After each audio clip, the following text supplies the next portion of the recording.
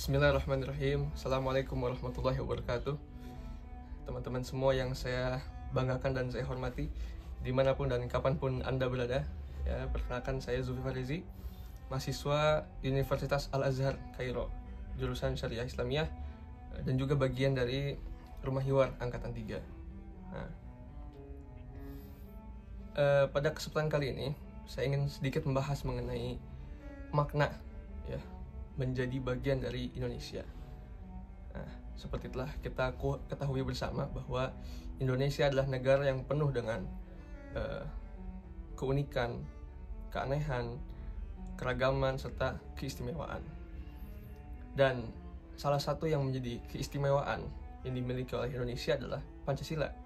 Karena Pancasila adalah sesuatu yang dimiliki oleh Indonesia dan tidak dimiliki oleh negara lain. Nah, dan Pancasila sendiri dapat kita maknai sebagai pandangan dalam bernegara, atau dalam istilah Bung Karno adalah filosofi Grondslag, atau landasan filosofis ya, atau juga fundamen yang berasal dari nilai-nilai, norma-norma, prinsip-prinsip serta kebudayaan yang mengakar kuat pada bangsa Indonesia.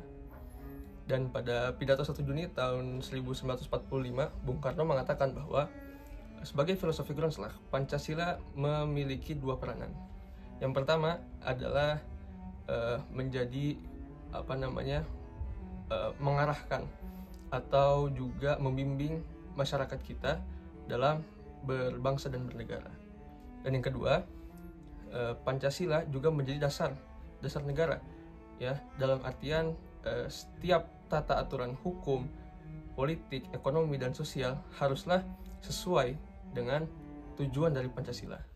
Nah, atau dengan kata lain, Pancasila menjadi sumber dari segala sumber hukum yang ada di Indonesia. Kemudian, nilai-nilai yang terkandung di dalam Pancasila itu kemudian diterjemahkan ke dalam konstitusi kita yang kita kenal sebagai Undang-Undang Dasar Negara Republik Indonesia tahun 1945. Nah, di dalam pembukaan UUD 45 pada alinea keempat disebutkan bahwa salah satu tujuan dari pembentukan pemerintahan ialah untuk mencerdaskan kehidupan bangsa.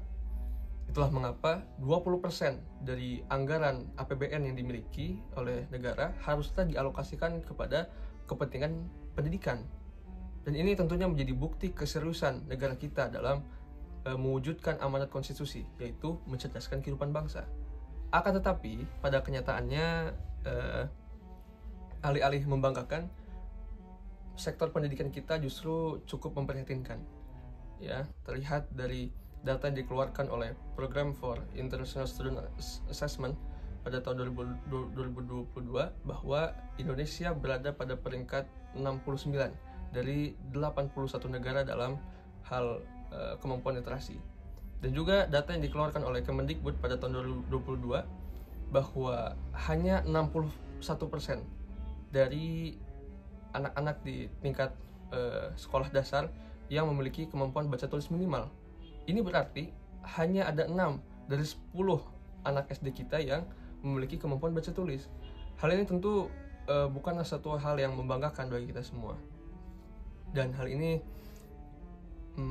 membangkitkan memotivasi saya dan juga mendorong ya saya dan juga tentunya kawan-kawan yang lain untuk ikut serta membantu pemerintah dalam rangka mewujudkan cita-cita konstitusi kita, yaitu mencerdaskan kehidupan bangsa.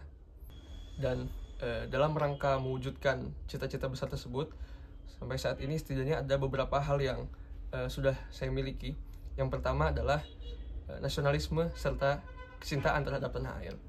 Nah, ini adalah modal yang sangat penting dan krusial walaupun tidak terlihat, karena membangun pendidikan di Indonesia itu bukanlah suatu hal yang mudah ya, tentunya ada banyak sekali hal hadangan dan rintangan, dan hanya dengan niat yang kuat, tekad yang kokoh serta kecintaan terhadap tanah air lah kita bisa mewujudkan itu semua.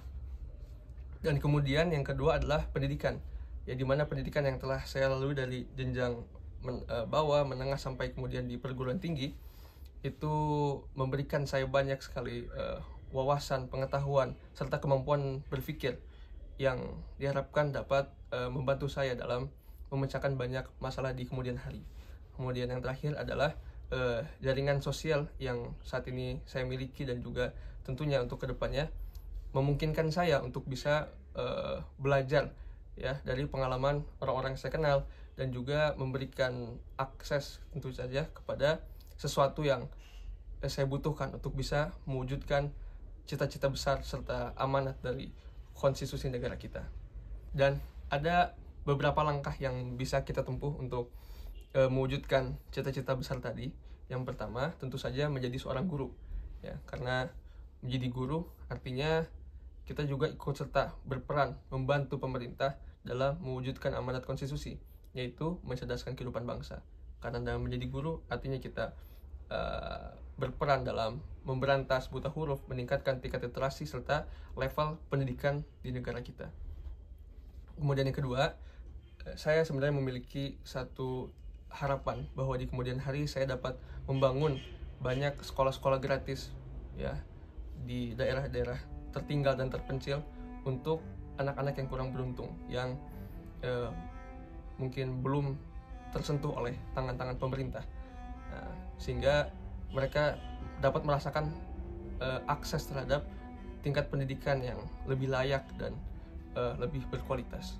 Nah, terakhir mengutip perkataan salah satu bapak bangsa kita, yaitu Tan Malaka.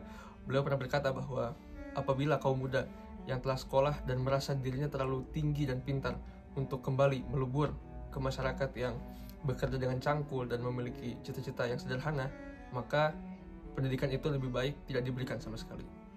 Oleh karenanya, saya mengajak kepada teman-teman semua untuk mari kita sama-sama sekolah setinggi-tingginya, kita sekolah ke luar negeri untuk kemudian kembali ke negara kita untuk berjuang, berkontribusi, dan berperan demi memajukan negara kita tercinta.